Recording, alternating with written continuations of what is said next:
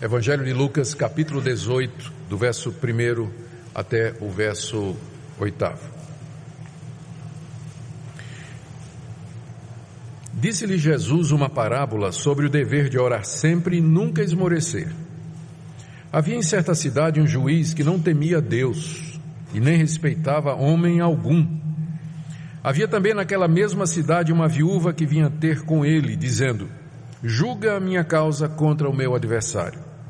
Ele por algum tempo não a quis atender, mas depois disse consigo: bem que eu não temo a Deus, nem respeito a homem algum.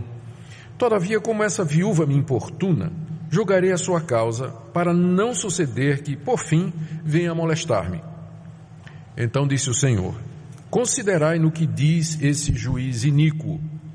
Não fará Deus justiça aos seus escolhidos, que a Ele clamam dia e noite, embora pareça demorado em defendê-los? Digo-vos que depressa lhes fará justiça. Contudo, quando vier o Filho do Homem, achará porventura fé na terra? Até aqui, queridos, a leitura da palavra de Deus. Oremos mais uma vez, pedindo a orientação do Senhor na compreensão da sua palavra. Ó Deus, te damos graças por esse dia tão abençoado na vida da nossa igreja. Te damos graças por esse momento em que juntos podemos te cultuar publicamente. Te agradecemos pelos louvores já entoados, a leitura da tua palavra, as orações, e agora que nos quedamos diante da tua revelação escrita, suplicamos que teu Espírito ilumine o nosso entendimento, para que possamos não somente compreender o que está escrito, mas aplicar à nossa vida e ao nosso coração. Ó Deus, abençoa essa igreja, dá-nos espírito de oração e súplica. Dê, Senhor, que perseveremos na oração. Ajuda aqueles que ainda precisam crescer como guerreiros de oração, aprender a lutar contigo, aprender a te procurar. Ajuda-nos, ó Deus, nesse aprendizado, para que possamos te servir através da oração cada vez melhor.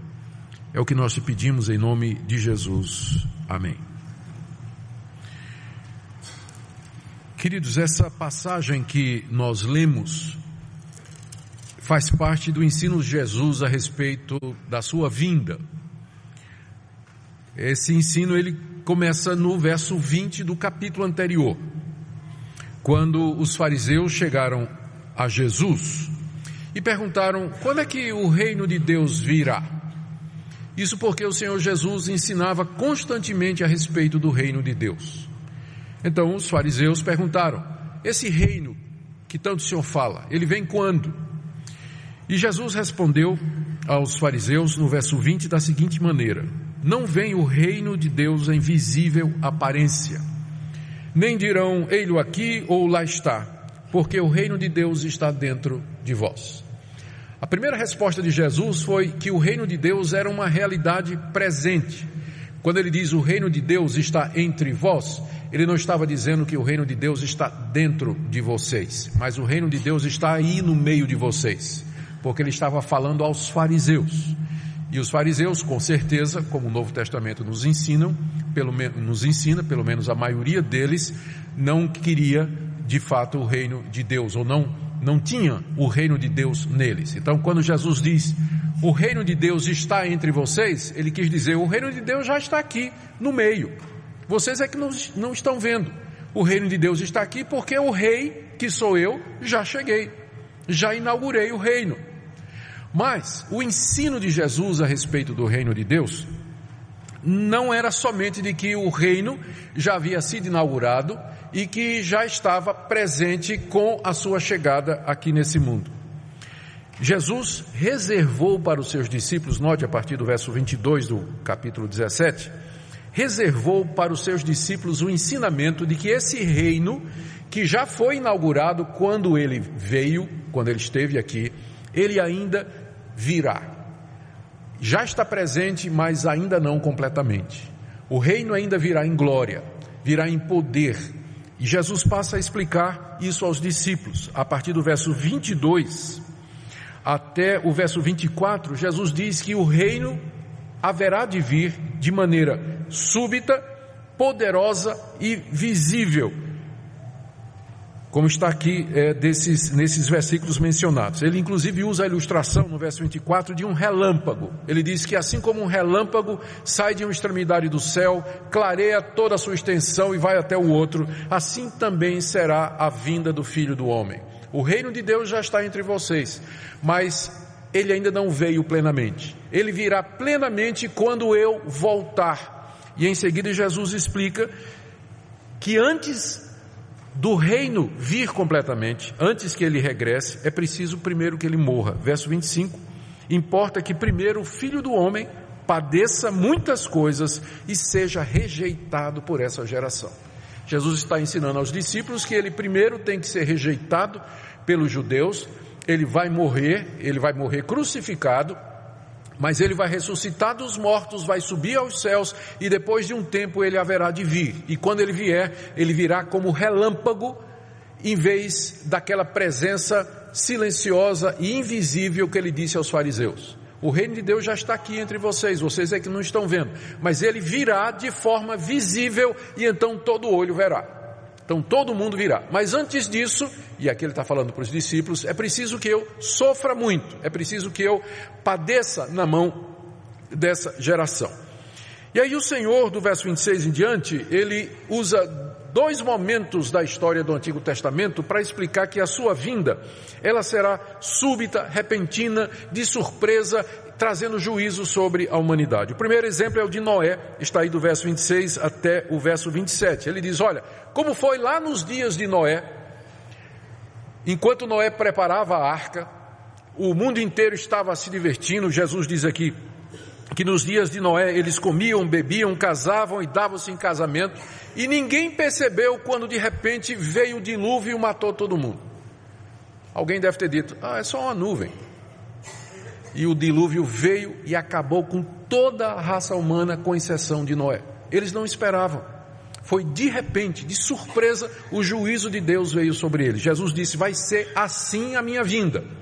O segundo exemplo está aí do verso 28 até o 29, que é a destruição de Sodoma, a cidade famosa pela sua imoralidade. Jesus usa os mesmos termos, ele diz, a mesma coisa aconteceu no dia de Ló, que era aquele justo que morava em Sodoma, o único. Lá comiam, bebiam, compravam, vendiam, plantavam, edificavam, mas no dia que Ló saiu de lá, choveu fogo do céu e destruiu a todos. Assim também, Jesus diz no verso 30, será no dia em que o Filho do Homem se manifestar. Ou seja, o reino de Deus está entre nós, porque Jesus já veio. O Evangelho já está entre nós, o domínio de Deus caminha entre a humanidade, mas invisível. De repente, quando menos esperamos, quando o mundo menos suspeita, enquanto eles estão comendo, bebendo, casando, dando em casamento, comprando, vendendo, plantando, colhendo, sem se preocupar com Deus, sem querer saber das coisas de Deus, assim como aconteceu nos dias de Noé, assim como aconteceu nos dias de Ló, se verá no céu o sinal do Filho do Homem. E ele virá em glória e todo olho o verá. E Jesus diz que quando ele vier, então haverá finalmente aquela separação entre os que são seus e os que não são, e que não é visível agora. Ele diz no verso 31 até o verso 37 isso, que quando ele vier e o seu povo perceber que ele está vindo, sinal da sua vinda está aí, então você para o que você está fazendo e você vai ao encontro do Senhor. Não volta para pegar suas coisas em casa, diz Jesus, porque chegou o fim. E quem quiser preservar a sua vida vai perdê-la, mas quem a perder de fato vai ganhá-la. E aqui aquelas palavras famosas do verso 34 em diante, naquela noite 2 vão estar numa cama, um será tomado e deixado o outro. 2 mulheres estarão juntas moendo, uma será tomada e deixada a outra. 2 estarão no campo, um será tomado e o outro deixado. A grande separação, a grande divisão finalmente acontecerá. O joio separado do trigo, os que são de Deus separados daqueles que não são.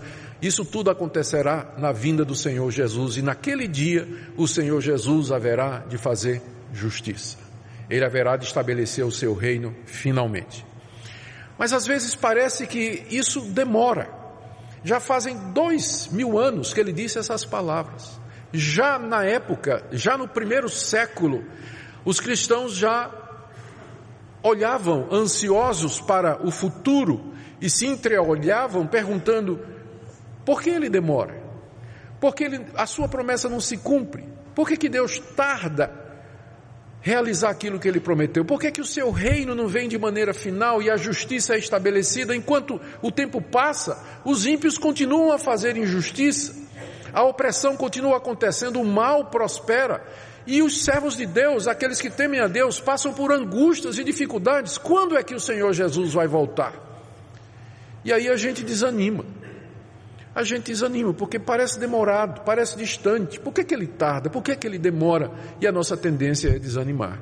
É então que Jesus conta essa história aqui, que começa, aliás, que está no início do capítulo 18. Jesus lhes disse uma parábola sobre o dever de orar sempre e nunca esmorecer. O dever de orar sempre e nunca esmorecer. Eu queria então com vocês, nessa noite, ver o que nós podemos aprender dessa parábola que Jesus nos contou e as implicações que ele tirou dela para a nossa vida de oração. O que é que os discípulos deveriam fazer diante da perspectiva da vinda de Jesus, especialmente quando essa vinda parece demorada, quando Deus parece não estar ouvindo as orações ou quando ele parece distante de nós? Primeiro, Jesus nos ensina que Deus nos deu o dever de orar sempre e nunca esmorecer, mesmo que Deus pareça demorado em nos atender. O nosso dever é orar sempre, sem nunca desanimar. Orar é nos dirigirmos a Deus, no nome de Jesus Cristo, confiando que Deus existe e que Ele é galardoador daqueles que o buscam, que Deus atende a alma aflita, que Deus tem prazer em atender os seus e que Ele é poderoso para realizar aquilo que nós pedimos. Orar é falar com Deus. Orar é a forma mais simples e mais básica da expressão da salvação cristã. Uma pessoa que é salva, ela vai orar. Uma pessoa que experimentou a salvação de Deus, ela vai orar, ela vai buscar a Deus. Por isso que orar sempre é um dever, nos diz Jesus, porque nós, em todo tempo, somos carentes, em todo tempo nós temos necessidades, em todo tempo nós precisamos de ajuda. Por isso que é um dever. É um dever porque pela oração Deus realiza seus propósitos no mundo. É pela oração que Deus atende às nossas necessidades. Por isso, negligenciar a oração é uma falta grave. Por isso que Jesus começa dizendo que é um dever orar sempre, sem nunca esmorecer. A parábola que ele nos conta ensina exatamente isso. Havia um juiz, que Jesus aqui descreve como sendo um juiz que não temia a Deus e nem respeitava o homem. O juiz é aquela figura que julgava as causas das pessoas e que passava a sentença, dava uma resolução e que tinha que ser obedecido. Era a quem as pessoas recorriam quando elas tinham alguma demanda, algum problema. Era o juiz. Só que esse juiz, diz Jesus, ele não temia a Deus. Ele não se importava se ele estava fazendo certo ou errado. Ele não temia que Deus pudesse castigá-lo por conta das decisões erradas que ele poderia ou porventura tomaria. Ele não levava Deus em conta. Talvez ele pensasse que era Deus, já que ele tinha esse poder todo de vida e morte e de decidir sobre as pessoas. E diz também que ele não respeitava homem nenhum, não estava nem aí para o que as pessoas pensavam a respeito dele. Mas na mesma cidade daquele homem, havia uma viúva. A viúva é usada aqui como expressão do ser humano mais desprovido. As viúvas naquela época, elas eram de fato as pessoas mais desamparadas. Elas não tinham renda, elas com frequência quando perdiam o marido, perdiam também os filhos, porque era na guerra que essa perda acontecia. O marido ia para a guerra com os filhos e lá morriam todos. Ficava completamente desamparada. Era a expressão mais clara da necessidade da raça humana. Jesus escolhe exatamente uma viúva que ele vai usar aqui como ilustração.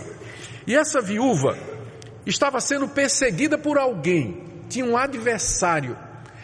e que estava dificultando a vida dessa mulher, que por si só já devia ser uma vida difícil. E essa mulher não tinha a quem apelar. Finalmente ela vai para o juiz. E chega no juiz, verso 3, e diz: julga a minha causa contra o meu adversário. A expressão que Jesus usa aqui, uma viúva que vinha ter com ele, quer dizer literalmente que continuava a vir ter com ele, expressando a ação constante daquela mulher. Ela não vinha só uma vez não, ela vinha todo dia. Todo dia aquela mulher ia lá na porta do juiz e dizia: julga a minha causa. A minha causa é nobre, é correta. Eu estou sendo oprimida por essa pessoa. Eu não tenho a quem recorrer, não tenho como me defender. Então julgue a minha causa. Todo dia a mulher fazia isso. E o homem não queria atender. O juiz simplesmente ignorava. Como diz o verso 4, por algum tempo ele não quis atender. Mas depois esse homem começou a pensar e disse o seguinte: eu não temo a Deus e nem respeito homem nenhum. Quer dizer, eu não dou bola para ninguém. Mas como essa viúva me importuna, julgarei a causa dela, para não suceder que por fim venha a molestar-me.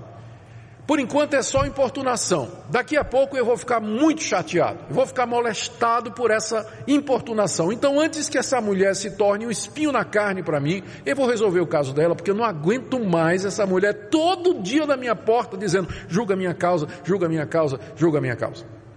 Então, por motivos puramente egoístas, esse juiz iníquo, ele resolveu atender a petição da viúva, que não tinha dinheiro para suborná-lo, que não tinha dinheiro para colocar o processo dela na frente dos outros. Ele resolveu atender o pedido dela por causa da importunação dela. E Jesus então tira algumas considerações a respeito da oração para os seus discípulos. A primeira está no verso 6, ele diz: considerai o que diz esse juiz iníquo. Porque embora o juiz fosse iníquo, isso não quer dizer que ele não podia dizer uma coisa certa. Se ele não tivesse dito uma coisa boa, ou pelo menos expressado alguma verdade, Jesus não teria dito: ouçam o que ele está dizendo. E o que é que o juiz disse que Jesus recomenda? O juiz disse que atenderia a viúva por causa da importunação. Ou seja, Jesus está querendo que os discípulos percebam, pela atitude do juiz, o valor da importunação na oração. Que eles percebam o valor de não esmorecer, que é o termo que ele usa no verso 1, quando ele abre a história. O ponto da comparação aqui é o seguinte: se um juiz iníquo, que não temia Deus e não respeitava homem nenhum, resolveu atender uma viúva persistente, porque ela o importunava, quanto mais o Deus justo não vai atender as orações dos seus eleitos que batem na sua porta noite e dia. Esse é o ponto da parábola, esse é o ponto da história. Esse é o ponto da história. Então, se um juiz iníquo resolveu atender a viúva, quanto mais um Deus justo atenderá aqueles que são seus. Aqui então o Senhor Jesus nos orienta e nos fala sobre o valor da persistência e da importunação. Segunda coisa que ele nos ensina aqui, está nos versos 7 e no início do verso 8, é que Deus haverá sim de nos atender. Deus haverá de responder às nossas orações. Por quê? Verso 7, não fará Deus justiça aos seus escolhidos? Deus vai responder às nossas orações, porque nós somos os seus escolhidos. Nós somos o povo que Deus, de entre a humanidade, escolheu para a sua glória, para ser a sua igreja, para ser aquele povo com o qual Deus haverá de viver com quem Deus passará a eternidade daqui para frente, depois na vinda do reino, quando acontecer aquela separação. É o povo que Deus amou e que Deus separou antes que o mundo existisse. Esse é o termo que é usado para designar a igreja, os escolhidos de Deus. Essa escolha não é feita com base em mérito, não é feita com base em presciência, é uma escolha que é feita com base no amor misterioso, perfeito e justo de Deus, que nem sempre revela os seus motivos e suas razões na Escritura. Mas Deus vai atendê-los porque Deus já atendeu a coisa mais importante, que foi o perdão de pecados. Deus já os perdoou, já os recebeu, já os adotou, já os incluiu na sua família, já os glorificou em Cristo Jesus. Então, eles são o povo de Deus, o povo a quem Deus vai atender. Então, ao se referir ao seu povo como sendo os escolhidos, Jesus está mais ou menos dizendo por que é que ele vai atender as orações. E não somente isso, Jesus disse que esses escolhidos clamam dia e noite diante de Deus. Deus vai atendê-los porque eles oram sem cessar, porque dia e noite eles estão buscando a Deus. Dia e noite não pode ser entendido no sentido de que 24 horas por dia eles estão de joelhos clamando a Deus. Não, estão dizendo que Jesus, essa expressão noite e dia, ou dia e noite, significa simplesmente que eles oram o tempo todo, oram sem cessar, em todas as oportunidades, em todas as ocasiões. Claro, quando eles vão dormir, não é? Quando eles vão trabalhar, mas podem orar enquanto estão trabalhando, enquanto estão dirigindo, enquanto estão resolvendo outras coisas, tirar tempo específico para isso. Mas a vida desses escolhidos é marcada pela oração. Eles oram dia e noite diante de Deus. Outra coisa que Jesus diz é que eles estão buscando a justiça de Deus, porque eles estão orando pela vinda do reino. Eles estão pedindo ao Pai que cumpra a sua promessa, que o reino que já foi instalado aqui venha na sua plenitude, porque o coração do povo de Deus deseja que a verdade seja estabelecida. Eles anseiam pela vinda do Salvador, eles anseiam para que a glória de Deus seja vista e reconhecida em todo o mundo. Por isso que eles oram dia e noite dizendo: Senhor, não nos farás justiça, não virás, não estabelecerás o teu reino, não virás ao nosso encontro. Eles buscam a justiça de Deus. Outra coisa que Jesus nos ensina aqui é que Deus vai atendê-los, mas ele pode parecer demorado. Verso 7. Não fará Deus justiça aos seus escolhidos, que a ele clamam dia e noite, embora pareça demorado em defendê-los? Às vezes Deus parece demorado mesmo, como de fato a vinda de Cristo parece demorada. Já fazem 2000 anos que ele prometeu que haveria de vir em poder e glória. A demora faz com que alguns desanimem. A esperança que se adia faz adoecer o coração. Pessoas desanimam, elas perdem o ânimo, elas dizem: mas onde estão as promessas de Deus? Onde estão aquelas grandes declarações da Bíblia a respeito do reino de Deus? E elas começam a esmorecer, elas começam a desanimar, começam a se acostumar com a rotina do dia a dia. Elas não tiram mais tempo para orar, para buscar a Deus e suplicar pela vinda do Senhor Jesus Cristo e pedir que Ele finalmente manifeste a sua glória, que o seu reino venha, como Jesus nos ensinou a pedir. Jesus nos ensinou a pedir na oração do Pai Nosso. Qual é a terceira petição? Venha o teu reino. Venha o teu reino. É a segunda petição, na verdade. Venha o teu reino. Jesus nos ensinou a pedir pelo reino de Deus, pela chegada do reino de Deus. Como isso se demora, pode ser que os crentes desanimem, os escolhidos eles esmoreçam. Mas aquilo, note que Jesus diz que ele parece demorado. Da perspectiva de Deus, vai ser no tempo certinho, vai ser no tempo perfeito, mas da nossa perspectiva, parece demorado. Pedro, tratando disso na sua segunda carta, diz que a aparente demora se deve ao fato de que para Deus um dia é como 1000 anos e 1000 anos como um dia. Então, para nós passaram 2000 anos, mas no calendário de Deus 2 dias. Não é isso? Desde que Jesus fez essas promessas. Então ele não tem o mesmo cronograma que nós temos. E isso explica porque que às vezes parece demorado. Isso explica porque nós buscamos a Deus, suplicamos a Deus por alguma coisa e a resposta aparentemente não vem. É porque a resposta vai ser dada de acordo com o cronograma de Deus e não o seu. E não o seu. Ele vai responder no tempo dele e não no tempo que você deseja. Porque ele sabe todas as coisas, ele vê todas as coisas, ele é onisciente, ele é onipresente. Por isso ele sabe a hora certa de responder ao seu povo, e ele sabe a hora certa em que ele vai responder e fazer justiça. Do ponto de vista de Deus, na verdade, não tem demora nenhuma. Veja o início do verso 8. Digo-vos que depressa Deus lhes fará justiça. Então, da perspectiva de Deus, vai ser apressado, mas da nossa, às vezes, parece demorado. Mas o Senhor promete que haverá de nos responder.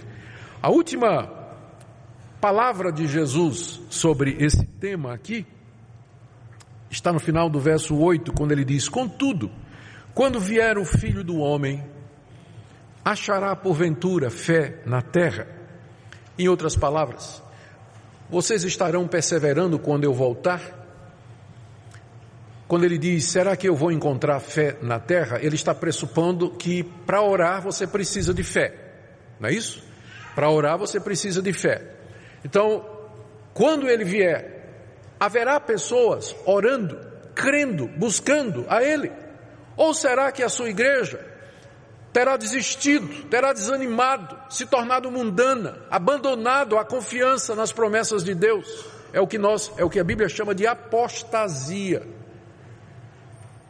Nos últimos tempos, muitos apostatarão da fé. Não poucos abandonam a fé em Deus e a confiança em Deus exatamente por conta disso. Eles oram, eles buscam e de repente eles não têm a resposta do tempo que eles queriam e da maneira que eles queriam. Leia a biografia dos ateus mais famosos hoje. Leia a história, leia os relatos desses atores que se dizem ateus. Eu estou pensando agora, eu não sei se é o Leonardo DiCaprio, eu não sei direito quem foi, ou Brad Pitt. Um deles, ele foi criado num lar cristão, e quando adolescente, criança para adolescente, ele costumava subir no teto da casa dele, aquelas casas americanas, não é, que dá para subir no teto. Ele ficava lá no céu de noite, olhando o céu cheio de estrelas, e ele pedia a Deus que Deus desse um cavalo para ele. Que Deus desse um cavalo, que Deus desse um cavalo. Deus não deu o cavalo, ele chegou à conclusão de que Deus não existia. Teve essa decepção com Deus. Deus não deu o que ele queria, então ele concluiu que Deus não existia. Eu não sei quem desses atores foi, talvez foi um terceiro aí. Mas essa história sempre me impressionou porque ela ilustra bem a razão pela qual muita gente desanima. Porque busca, porque pede e aparentemente não tem respostas. O céu fica silencioso, não se ouve nenhuma voz, não há nenhum sinal da resposta de Deus. E já está claro aqui que uma das razões pelas quais Deus demora em atender é que Ele quer nos exercitar na fé.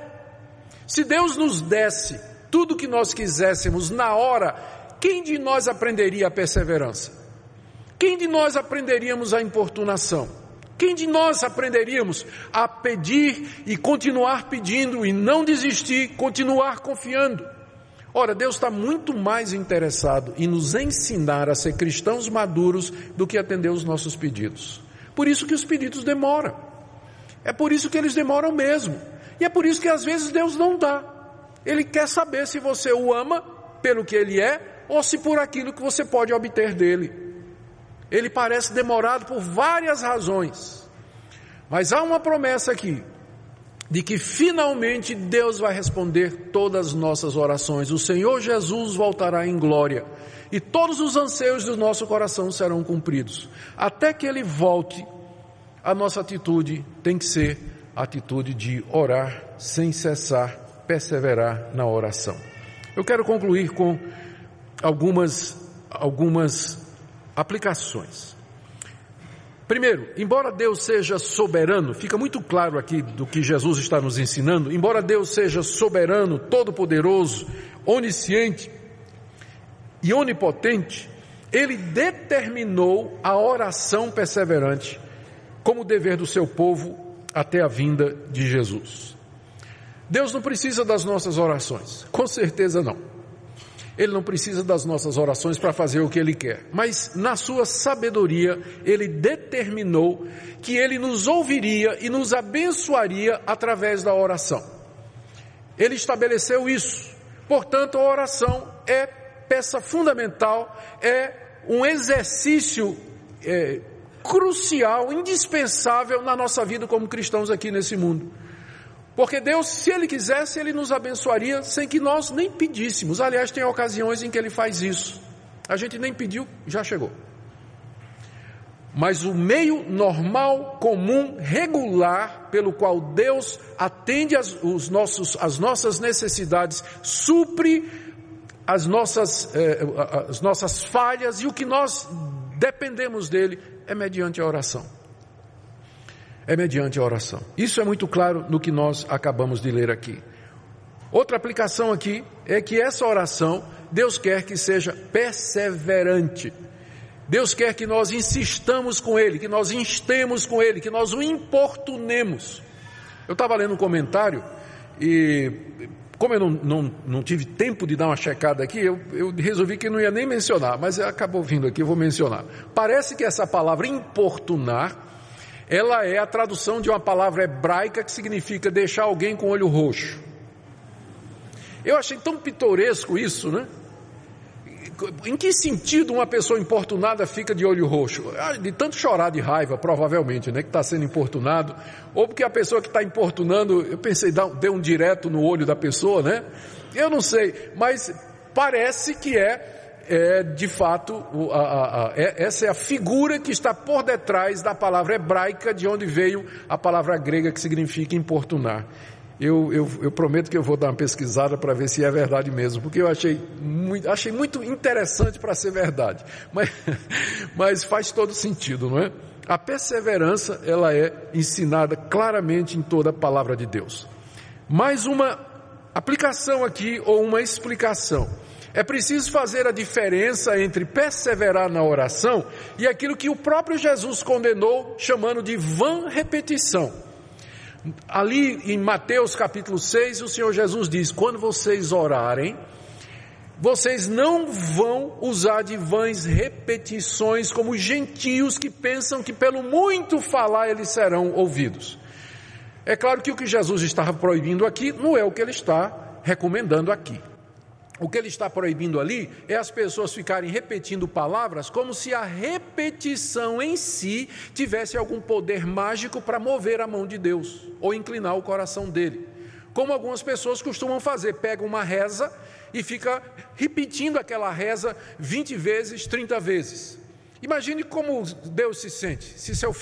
Imagine se seu filho quisesse uma bicicleta, ele chega para você e diz: papai, eu queria que o senhor me desse uma bicicleta. Tudo bem. Aí ele está precisando tomar café, aí ele diz: papai, eu quero uma bicicleta. Ok. Papai, ele está precisando ir para a escola e diz: papai, eu quero uma bicicleta. Não é?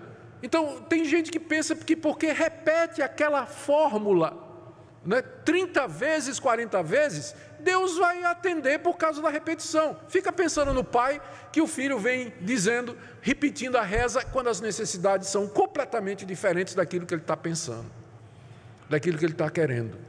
Qual é a diferença entre a vã repetição, que é você pensar que repetir palavras tem um poder mágico, um poder de um talismã? Qual a diferença entre isso e o que Jesus está recomendando aqui?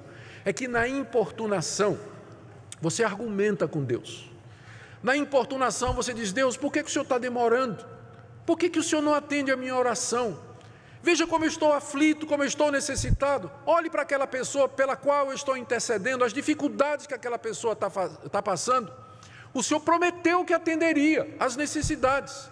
O Senhor já me respondeu antes, por que o Senhor não responde agora? Amanhã eu volto.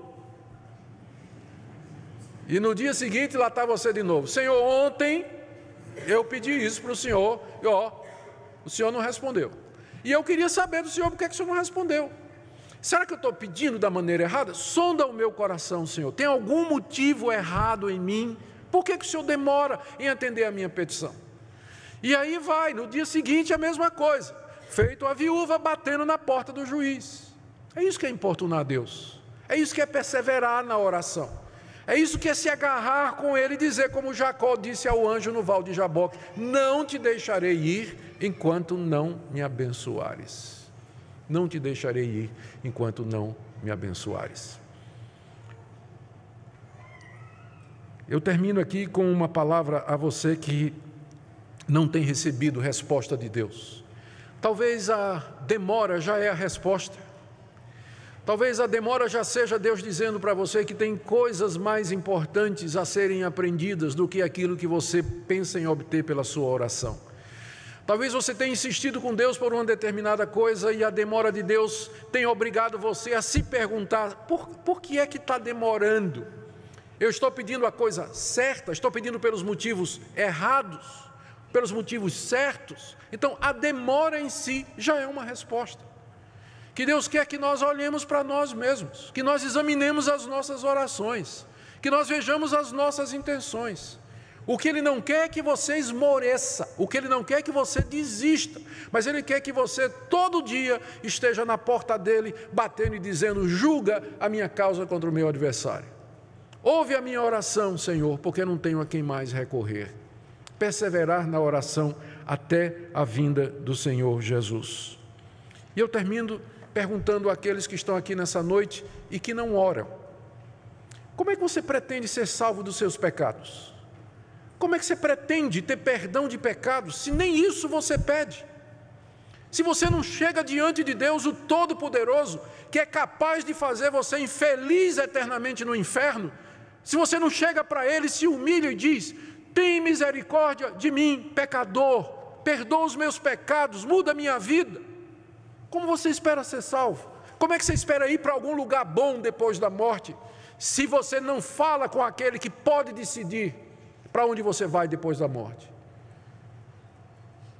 E depois de crente em Jesus, o que aconteceu que sua vida de oração, ela praticamente é inexistente? O que aconteceu que você tem dificuldade em fazer isso que essa mulher está fazendo aqui, que essa viúva está fazendo, clamando a Deus, clamando ao juiz, pedindo ao juiz, que equivale aos escolhidos, clamando dia e noite diante de Deus? Onde é que caiu? O que aconteceu? Eu queria que nessa noite você, diante de Deus, tomasse o propósito de dizer: Deus, eu desanimei um pouquinho, é verdade, eu dei uma esfriada, mas eu quero retomar a minha vida de oração. Eu vou perseverar, eu vou continuar até o dia da vinda do Senhor Jesus. Se eu estiver vivo para isso ou se eu morrer antes. Mas até o meu último momento aqui nesse mundo, ou pela morte ou pela vinda de Cristo, eu estarei diante de Ti, suplicando e dependendo de Ti, porque Tu és o meu Deus, o meu Criador, o meu Redentor, e para Ti eu quero viver. Que nessa noite você tome essa decisão de ser um homem e uma mulher de oração. Que a oração faça parte da sua vida, e você verá como a importunação, a busca constante e contínua de Deus vai mudar a sua vida, e vai abrir portas, e você será um testemunho vivo do Deus que prometeu que haveria de fazer justiça ao seu povo, ainda que pareça demorado para com eles. Amém? Oremos. Senhor, Tu não és como aquele juiz iníquo, Tu és um Pai bondoso, um Pai amoroso, que se compadece dos filhos e que, porque nos ama, nos ensina. Nos ajude, Senhor, a não compreender errado quando o Senhor nos está ensinando. Nos ajuda a ver que a Tua demora ou as Tuas negativas, elas são para o nosso bem. Eu quero pedir por aqueles que estão frustrados, ó Deus, desanimados, porque pediram alguma coisa, intercederam por alguém e não aconteceu. Eu quero pedir, Senhor, que o Senhor restaure a confiança dessas pessoas nas Tuas promessas, que o Senhor renove o espírito de oração e de súplicas, trazendo arrependimento e quebrantamento. Eu quero pedir, Senhor, por essa igreja, dá-nos espírito de oração e súplica. Quero orar por aqueles que estão essa noite e ainda não foram salvos, que nunca de fato oraram arrependidos, buscando perdão e salvação. Que nessa noite haja salvação aqui, Senhor. Nós pedimos, ó Deus, que em tudo Tu nos ouças e que pelas respostas às orações o Senhor seja glorificado e exaltado. É o que nós Te pedimos no nome precioso de Jesus. Amém.